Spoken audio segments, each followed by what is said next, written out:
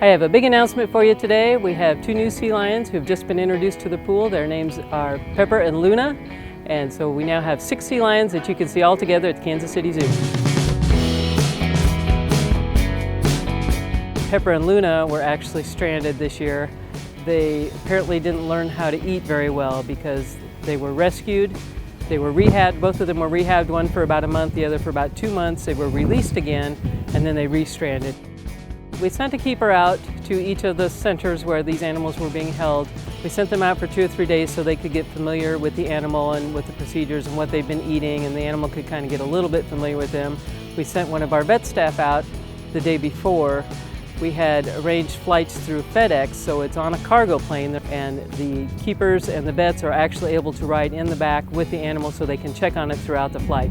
So the vet takes along any medical supplies he thinks he might need, so the animal's being well taken care of all through the flight. Once everything comes into the zoo, we put it through a quarantine period, and the reason for that is we have animals that we know are healthy. We don't want to bring in any outside germs, illnesses, sicknesses, anything they might have. So we keep those animals separated for 30 days in a totally separate area. The keepers don't go from one animal to the next. They only take care of those animals in quarantine, so until we know that they're free of disease. So Luna and Pepper are only about a year old, so you can see they're a lot smaller than the other animals out there. They weigh around 60, 65 pounds, whereas our other adult females weigh between 125 and 190 pounds. So there's quite a bit of size difference. When they were in quarantine, they had their exam, they were deemed healthy, so they were able to come out into the pool and be with all the others.